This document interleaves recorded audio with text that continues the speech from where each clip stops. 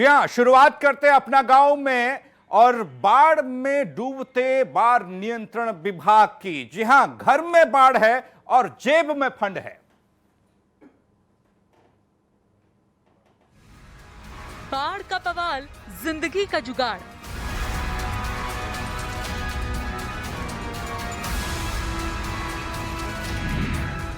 पानी पानी सैकड़ों गांव की कहानी।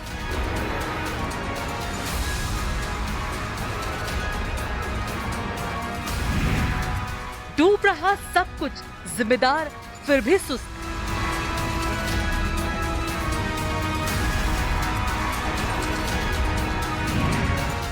साल दर साल जल का जलजला।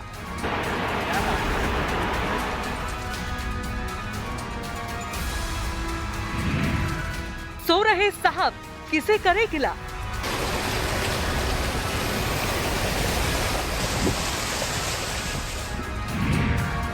हर बार मिलता है भारी भरकम फंड।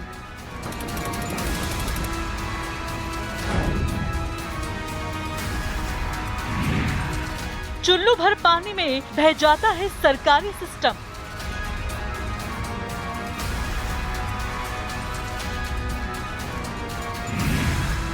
घर में बाढ़, जेब में फंड। जी हां, बाढ़ से निपटने के लिए जेब में फंड तो है, मगर घर में फिर भी बाढ़ है। सरकार हर साल बाढ़ नियंत्रण के लिए भारी भरकम बजट जारी करती है। जुलाई अगस्त महीने में बाढ़ आने से पहले ही अधिकारियों को तैयारियों के निर्देश दिए जाते हैं, मगर कोई फायदा नहीं होता। जनता हर बार बाढ़ से मुहाल रहती है, परेशान रहती है, मुसीबत झेलती है। तस्वीर देखिए आज की।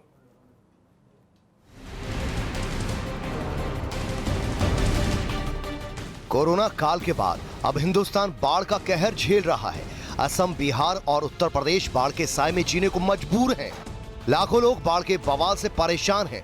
जनजीवन पूरी तरह से अस्त व्यस्त होता जा रहा है। बहुत दिक्कत है।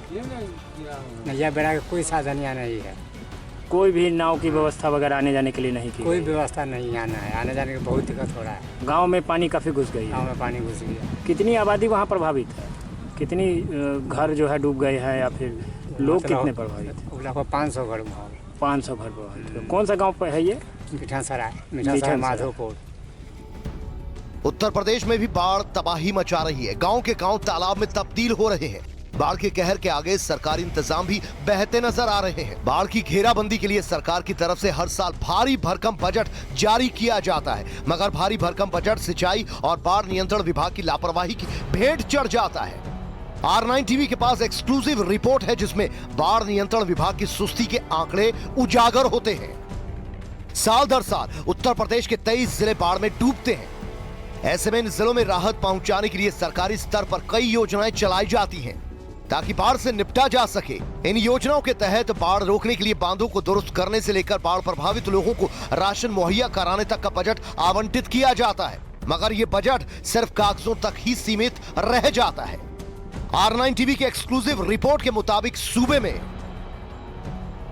बाढ़ नियंत्रण और जल निकासी के लिए 234 परियोजनाएं चल रही हैं। परियोजनाओं के लिए 2437 करोड़ रुपयों का बजट जारी किया गया है, जिसमें सिर्फ 78 परियोजनाओं का ही काम पूरा हुआ है। 156 योजनाएं अभी भी अधर में लटकी हैं। करोड़ों रुपए आवंटित करने के बावजूद बाढ़ नियंत्रण विभाग की लापरवाही और घटिया काम करवाने के चलते हर साल बाढ़ आती ही आती है और तबाही मचती ही मचती है। बाढ़ नियंत्रण विभाग की ओर से बाढ़ आने से पहले समय पर ना तो बांध का काम हो पाता है और बाढ़ आने के बाद ही ना तो जल की निकासी हो पाती है।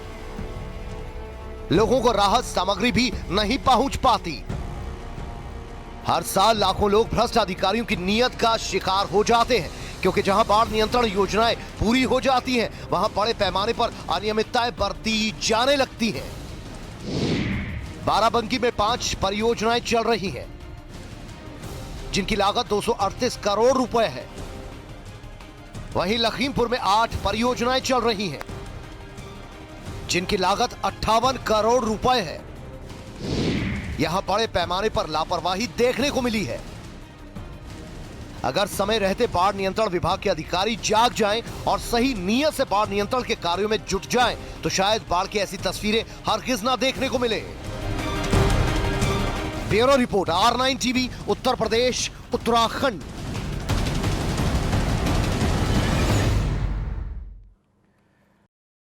उत्तर प्रदेश के कई जिले मौजूदा वक्त में बाढ़ की चपेट में हैं और जिलों की बात करें, जिलों में आवंटित बजट की बात करें तो आप देखकर हैरान रह जाएंगे। ये देखिए, गोरखपुर की बात करें तो गोरखपुर में 23 योजनाएं चल रही हैं और लागत है 283 करोड़ से ऊपर। बाराबंकी, बस्ती, बलिया, ये वो योजनाएं जिलों की हम आपको बता रहे हैं जहां लागत देखिए, भारी भरकम लागत है, लेकिन उन सब के बावजूद भी स्थिति गांव दर गांव आप देखेंगे बरसात में तो जल का जलजला आया हुआ है, लोग परेशान हैं।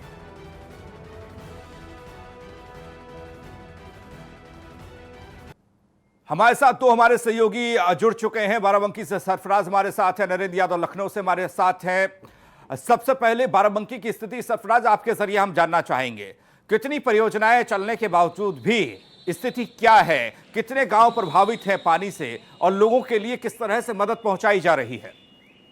आपको बता दें पंकज, बाराबंकी में करीब 4 नदियां हैं जो बाराबंकी को हर तरफ से जो सबसे बड़ी नदी है वो घाघरा नदी है और हर साल यहाँ पे बाढ़ आती है। चाहे 2007 में यहाँ पे बंधा बना था, जब मायावती गवर्नमेंट थी तब ये बांध बना था, लेकिन अरबों रुपए आने के बावजूद आज भी जस्त का तस्त बना हुआ। करीब 100 गांव हैं जो घाघरा में के अंदर जो बंधे के अंदर हैं वो प्रभावित होते हैं, लेकिन सरकार कोई भी आए, लेकिन जो अंदर बंदे के अंदर जो लोग रह रहे हैं वो जस के तस हैं। जी, जो योजनाएं चल रही हैं उनके बारे में कोई जानकारी, बाढ़ नियंत्रण के लिए किस तरह से विभाग काम कर रहा था पहले और अब?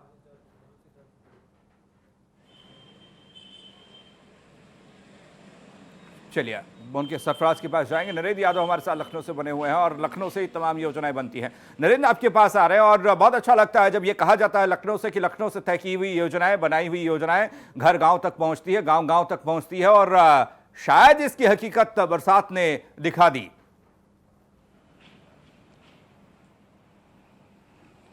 बिल्कुल, आप देख सकते हैं कि प्रदेश सरकार की तरफ से सिंचाई विभाग ने इतनी बड़ी परियोजनाओं को स्वीकृति दी और करीब 2400 करोड़ रुपए से ज़्यादा आवंटित भी किया गया विभागों को। लेकिन देखने वाली बात होगी, जो पूर्ण होने वाली परियोजनाएं हैं वो 78 ही हैं, बाकी परियोजनाएं आधी अधूरी हैं। जो जिलों से रिपोर्टें आ रही हैं वहाँ काम अधूरा है, तटबंधों पे काम ठीक से नहीं किया गया है, जिस तरीके के मानक का प्रयोग करना था मानक के विपरीत काम हुआ मिल रहा है। जगह जगह पे शुरुआती दौर से कटान की बातें सामने आ रही हैं। जहाँ पे जियो बैग लगाना था वहाँ पे सीमेंट की बोरी में बालू भर के लगाया गया है। तो जगह जगह से जो सूचनाएं आ रही हैं वो चौंकाने वाली हैं, हैरान करने वाली हैं कि आखिर करोड़ों रुपया बाढ़ बचाव के लिए देने के बावजूद भी आखिर परियोजनाएं क्यों पूरी नहीं हो पा रही हैं और क्यों इनमें लापरवाही की जा रही है। अगर लापरवाही का नतीजा सामने आएगा जब बाढ़ ज़्यादा आएगी और कटान होता है तो स्थानीय लोगों को इस लापरवाही का खामियाजा भुगतना पड़ता है। जो अलग अलग जिलों से रिपोर्टें आ रही हैं उसमें यही देखने को मिल रहा है कि परियोजनाएं अधूरी हैं, उनमें लापरवाही की गई है और जिसका खामियाजा वहां की स्थानीय जनता को भुगतना पड़ेगा। जी नरेंद्र, ये लापरवाही सिर्फ इस बारिश की नहीं है, ये हर बारिश में यही हाल रहता है इन जिलों का। यह हकीकत है गाँवों की। जब गाँव का रुख करेंगे तो आपको पता चलेगा कि कितना करोड़ का बजट इन गाँवों में बाढ़ नियंत्रण के नाम पर खर्च किया जाता है, कितना बजट आवंटित किया जाता है। और जो हकीकत के पन्ने आप पलटेंगे तो आपको गांव में सिर्फ और सिर्फ पानी दिखाई देगा, वो भी घुसा हुआ पानी जिसमें घर डूबे होंगे, खेत खलियान डूबे होंगे, फसल बर्बाद हो गई होगी। कहीं पर भी ऐसे इंतजामात नहीं, जबकि ये बार बार कहा जाता है कि मानसून आने से पहले, बरसात होने से पहले आप तमाम व्यवस्थाओं को चुस्त दुरुस्त करेंगे, आप बंधों को जो टूट चुके हैं, जिनमें दरारें हैं, उनको रिपेयर करेंगे बढ़िया तरीके से ताकि गांव गांव पानी ना पहुंचे। लेकिन बारिश के दौर में यह देखा जाता है कि चाहे सिद्धार्थनगर हो, महाराजगंज हो, देवरिया हो, बलिया हो, ये सब जिले ऐसे हैं प्रभावित होते हैं। आजमगढ़, कुशीनगर और गोरखपुर को नहीं भूला जा सकता। आधे जिले उत्तर प्रदेश की बाढ़ की चपेट में हैं और इससे अंदाजा लगाया जा सकता है 23 जिले अति संवेदनशील हैं। और ये हर साल है। कभी कभार की आपदा अगर आ गई अचानक तो उससे कहा जा सकता है कि निपटा नहीं जा सकता, लेकिन यहां तो हर साल यही दस्तूर होता है मौसम का। ये देखिए, घर में बाढ़ और जेब में फंड, ये तस्वीर आप अंदाजा लगा सकते हैं कि कितनी बाराबंकी बस्ती बलिया में 5, 13, 8 क्रमशः योजनाएं चल रही हैं और लागत कितनी है उन योजनाओं की आप अनुमान लगाएंगे तो दंग रह जाएंगे। लागत भी हम आपको दिखा रहे हैं। देवरिया में भी 8 योजनाएं चल रही हैं, कुशीनगर में 22 योजनाएं चल रही हैं, 125 करोड़ देवरिया का बजट है। गोरखपुर में 23 योजनाएं चल रही हैं, महाराजगंज में 12 योजनाएं, गोंडा में 6 योजनाएं। नरेंद्र यादव हमारे साथ एक बार फिर से हमारे सहयोगी लखनऊ से जुड़ रहे हैं। नरेंद्र के पास हम सीधे चले। नरेंद्र, मैं ये जानना चाह रहा था, क्या इन गांवों की ये नियति बन चुकी है?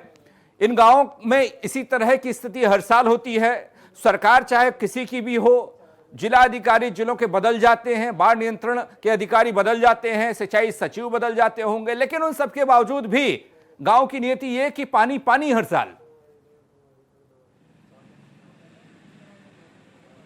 देखिए, प्रदेश सरकार की तरफ से जिस तरीके से बजट आवंटित किया जाता है और सिंचाई विभाग जिस तरीके से काम करना शुरू करता है वो तो कागजों में बहुत तेज़ी से दिखाई पड़ता है, लेकिन अगर धरातल पर देखा जाए तो परियोजनाएं हकीकत में पूरी नहीं हो पाती हैं, जिसका खामियाजा प्रदेश के अलग अलग भागों में बाढ़ से प्रभावित एरिया की जनता को भुगतना पड़ता है।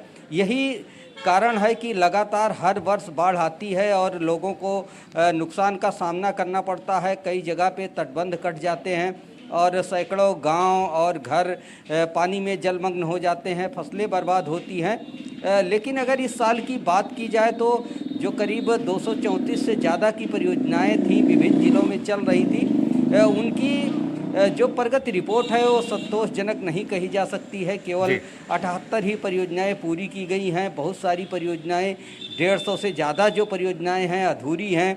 किसी में 25% काम हुआ है, किसी में 50% काम हुआ है। तो जो काम अधूरा है, कम हुआ है, उन परियोजनाओं को काफ़ी नुकसान हो जाता है, क्योंकि जब बाढ़ आती है तो जिन तटबंधों का मरम्मत कार्य होता है या निर्माण कार्य हो रहा होता है, पूरा न होने की वजह से बाढ़ के पानी में बह जाता है। तो इसका नुकसान प्रदेश सरकार को उठाना पड़ता है। अब इसके पीछे क्या वजह होती है, क्यों परियोजनाएं नहीं पूरी हो पाती हैं, इसके लिए अलग अलग तर्क रखे जाते हैं। सिंचाई विभाग के अभियंता अपनी बात रखते हैं और कहते हैं कि परियोजनाएं आगे पूरी हो जाएगी। देखने को मिलता है कि 30 जून तक परियोजनाओं को पूरा करना रहता है। पहले रखा जाता है कि मई के लास्ट में पूरी हो जाएगी, फिर टाइम बढ़ाया जाता है, 15 जून किया जाता है, फिर 30 जून किया जाता है। एक तरीके से अधिकारी टाल मटोल करने का करते हैं। नरेंद्र, आप जरूरत है ऐसे अधिकारियों पर शिकंजा कसने की, ऐसे अधिकारियों को चिन्हित करने की। अगर तमाम उन जिम्मेदार लोगों तक आवाज जा रही हो तो ऐसे लोगों को चिन्हित किया जाए। बहुत बहुत शुक्रिया आपका नरेंद्र इस पूरी जानकारी के लिए। मौजूदा वक्त में एक तरफ बाढ़ है, एक तरफ टिड्डी दल है, एक तरफ कोरोना भी है। बाढ़ के बाद बात अब कोरोना की करते हैं। सूबे में कोरोना के आंकड़े तेजी के साथ बढ़ रहे हैं। शहरों के साथ साथ गांवों में भी कोरोना की रफ्तार बढ़ रही है। इस बीच सरकार ने पिछड़े जिलों में विशेष मेडिकल टीम भेजने का फैसला किया है ताकि गांव में कोरोना को रोका जा सके।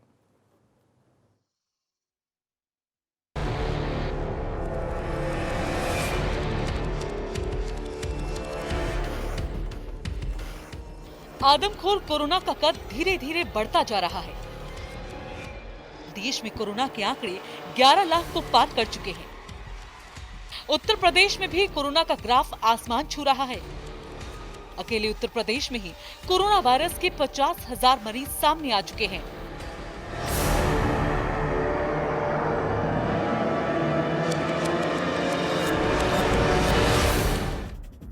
कोरोना पर लगाम कसने के लिए सरकार हर संभव प्रयास कर रही है, फिर चाहे वो 2 दिन का साप्ताहिक लॉकडाउन हो या फिर कोरोना के खिलाफ जागरूकता अभियान। सरकार हर वो कदम उठा रही है जिससे कोरोना की रफ्तार धीमी की जा सके।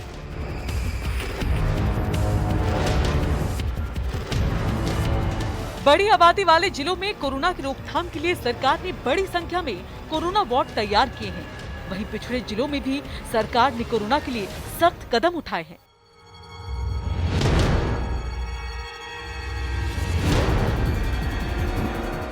पूर्वांचल और बुंदेलखंड के पिछले जिलों में भी सरकार ने स्पेशल मेडिकल टीम भेजने का फैसला लिया है। मुख्यमंत्री जी ने लखनऊ, कानपुर नगर, बस्ती, प्रयागराज, बरेली, गोरखपुर, बलिया, झांसी, मुरादाबाद और वाराणसी में विशेष चिकित्सकीय टीम भेजने का भी निर्देश दिया है। ये मेडिकल टीम गांव-गांव जाकर कोरोना की रोकथाम के लिए जरूरी कदम उठाएगी। अब आपको उन जिलों के नाम बताते हैं जहां सरकार ने स्पेशल मेडिकल टीम भेजने का फैसला किया है।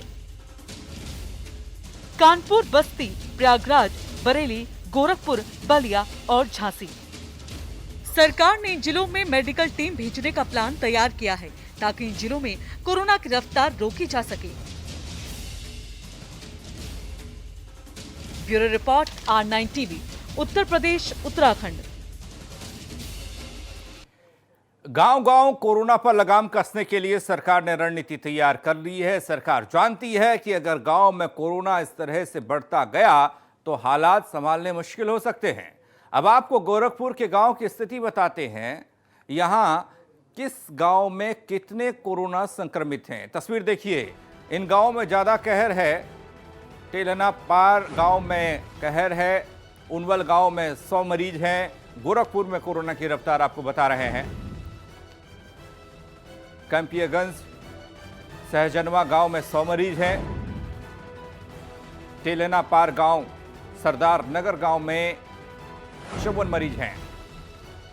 गोरखपुर की तरह बलिया जिले के गांव में कोरोना पैर पसार रहा है। आपको दिखा रहे हैं यहां की स्थिति कोरोना की। सदर तहसील 200 कोरोना मरीज हैं। बलिया में कोरोना की रफ्तार किस तरीके से इन जिलों में बढ़ रही है। भेरिया तहसील 50 कोरोना मरीज यहां पर भी हैं और इसीलिए स्पेशल मेडिकल टीम को भेजा गया है। सिकंदरपुर तहसील की बात करें 30 कोरोना मरीज हैं। रसड़ा तहसील में 16 कोरोना मरीज हैं। कोरोना की बढ़ती रफ्तार बलिया की हम आपको बता रहे हैं। परिखरा तहसील की बात करें तो 5 कोरोना मरीज यहां पर हैं। बलिया के बाद बात आती है बस्ती की। बस्ती के हालात भी बेहतर नहीं हैं। बस्ती के सैकड़ों गांव में कोरोना दस्तक दे चुका है। यहां की स्थिति देखिए।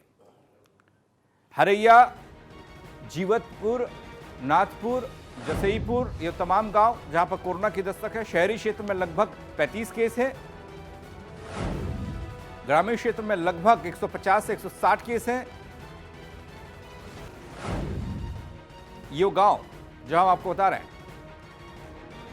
कोरोना के बाद अब बात किसानों की। पहले लॉकडाउन, फिर भारी टिड्डी दल का आतंक देखने को मिला। फसलों में लगने वाली बीमारी इस साल किसानों पर ट्रिपल अटैक के तौर पर देखी जा रही है। किसान एक से उभर नहीं पाता कि दूसरा हमला उस पर हो जाता है। जी हां, बागपुत के सैकड़ों किसान इन दिनों परेशान हैं और उनकी परेशानी का सबब सब्जी की खेती में लगने वाला रोग है। सैकड़ों किसानों के सामने संकट, सब्जियों में लगा कोरोना, आफत में अन्नदाता।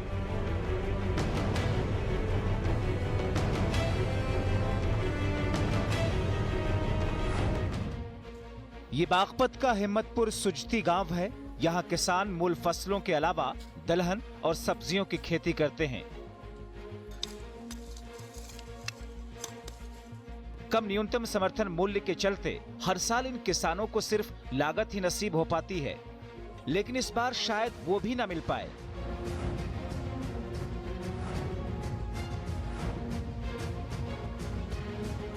हम यहाँ पर गोभी की खेती करते हैं जी। किस तरह खराब होगी? ये जी पहले तो सूखा था, उसके बाद में पानी लगा दिया। पानी लगाने के बाद में बारिश हो गई। बारिश से जी ये फसल नष्ट हो गई। इसमें कुछ बीमारी आ गई, जैसे फंगस है, सुंडी है और जी 2-3 तरह की बीमारी हो रही है इसमें।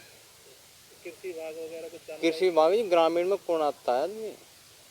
कोई नहीं आया। कोई नहीं आया। यहाँ देखो जी, फसल के कारण बच्चे भूखे मरने के आसार हो रहे। इस बार किसानों को सब्जी की फसल में खासा नुकसान हो रहा है। कोरोना काल में लगे लॉकडाउन के चलते किसानों को समय पर सब्जियों के बीज और खाद समय पर उपलब्ध नहीं हो पाए।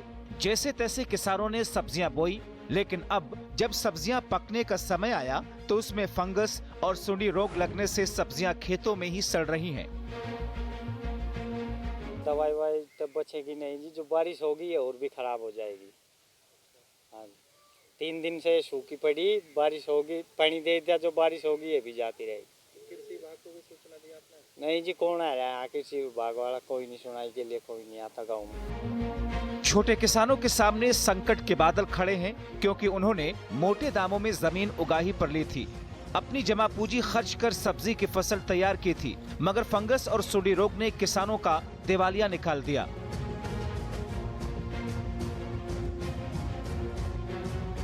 ये फसल पानी दिया था जी, और बारिश हो गई, ये पेड़ी हो गई, और इनमें फंगस की बीमारी है जी, और जमीन भी महंगी है जी। हाँ जी, खर्चा भी ज़्यादा आ रहा है जी, 50-55 हज़ार रुपये किलो का बीज है जी। जमीन कितने में लिया आपने, कितने में गोभी लगाई कैसे? ये 12,000 रुपये एकड़ की ज़मीन है जी, 12,000 रुपये बीघा, यानी 60,000 रुपये एकड़। हाँ जी। क्या नुकसान हो गया आपको, कितना खर्चा आया आपका? खर्चा जी इसमें 15,000 रुपये बीघे का खर्चा है जी, 12,000 रुपये ठेके के है जी। हिम्मतपुर सुजती गांव में किसानों ने हजारों बीघा खेत उगाही पर लेकर सब्जियां बोई। बालेराम नाम के किसान ने बताया कि उन्हें 10 बीघे में गोभी की खेती की थी। 1 बीघे में करीब 15,000 रुपयों का खर्च आया था। गोभी की खेती में करीब 1.5 लाख रुपए खर्च हो गए, लेकिन फंगस और सुंडी रोग लगने से सब बर्बाद हो चुका है। हम खेती कर रहे जी गोभी की, फूल गोभी। हाँ जी। अच्छा, क्या कुछ नुकसान आपका हुआ? आपका नुकसान ये है जी, बहुत तो बीज बहुत महंगा है, 70,000 रुपये किलो बीज आ रहा जी। और जी गोभी की फसल कतई नहीं सारा कर रही जी, और नीचे को ही बढ़ती आवे जमीन में, पेड़ापन हो रहा। और जी बहुत बड़ा टोटा जी, जमीन 14,000 रुपये बीघे की जमीन है जी। और जी हम तो जी बहुत ही टोटे में घले जा रहे हैं। किसानों की चिंता है कि अब नुकसान की भरपाई कैसे होगी। हिम्मतपुर सुजती गांव के अलावा चौगामा क्षेत्र के करीब 250 किसानों की खेती खराब हो चुकी है। अब सभी किसान सरकार से मदद की गुहार लगा रहे हैं। बागपत से विश्वजीत की report, R9 TV, Uttar Pradesh, Uttarakhand.